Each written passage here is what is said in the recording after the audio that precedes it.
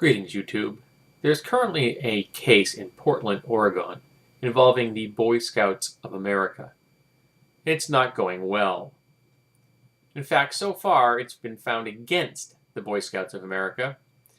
The case is based around allegations that Scouts were sexually abused by members of the Scout hierarchy, and that the entire process, the story, all the evidence and such, was then covered up and hushed underneath some dirty little carpet. And of course, the Boy Scouts of America are denying this vehemently. And during the course of this trial, it was revealed that the Boy Scouts of America kept something called a perversion file, which is something I'm sure at this point they're wishing they had really named something else.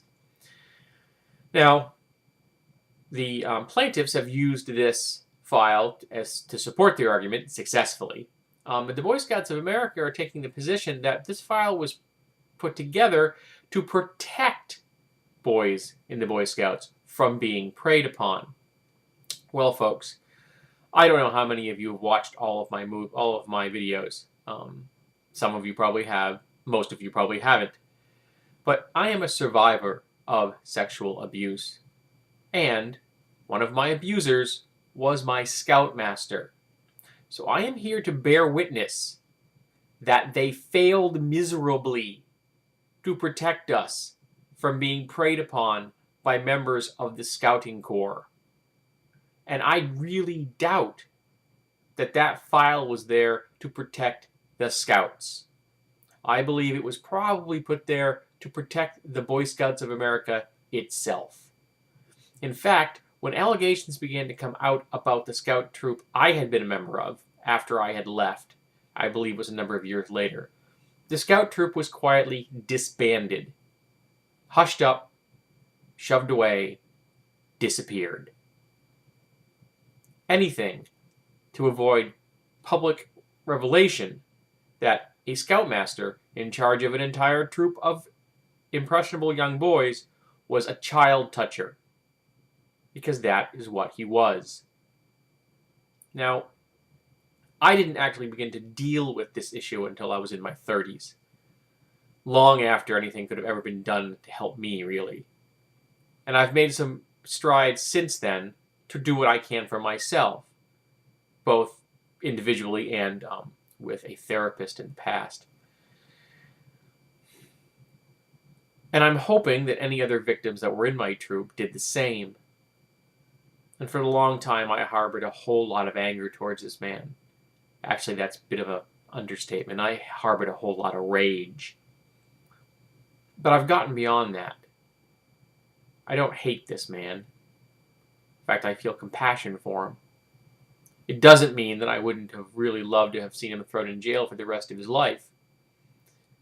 But it means I don't want him harmed. I want no ill will to follow upon him. He was a broken and damaged person who obviously had issues of his own. Unfortunately, he perpetuated that broken, damaged lifestyle of his and passed it on to us. I've tried to move beyond it, tried to do what I can to help others, to lend a sympathetic ear when they reveal to me that they're survivors of abuse, to let them know they're not alone, to let them know that guys live through that too. Because there are a lot fewer men willing to admit that they were survivors. Well, statistically, there are a lot fewer men that are survivors, but fewer of them do admit it. I believe that statistically, by the time a woman reaches the age of 18, 1 out of 3 will have been sexually abused by someone. And 1 out of 6 boys will have been sexually abused by the time they are 18. I was particularly unlucky in my life, I guess, because I was also sexually abused by a woman as a young teenager. So I guess I just rolled craps on that one.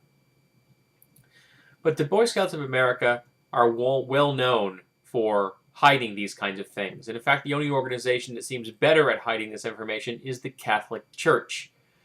Maybe they should have taken lessons from them. Then again, the Boy Scouts of America don't have a pope. So I'm hoping that this case goes against the Boy Scouts of America even further, and I hope that the punitive damages phase nails them to the wall, because they deserve it. They hid things from the public eye and put young, impressionable boys' lives and health and mental well-being at risk. That's a morally reprehensible thing to do. And while I may not have harbored any ill will towards the man that abused me, I still harbor ill will towards the Boy Scouts of America, because I feel that they created the atmosphere that allowed him to function as a predator in our midst. So, BSA, I think you're full of BS, and I hope you go down in flames.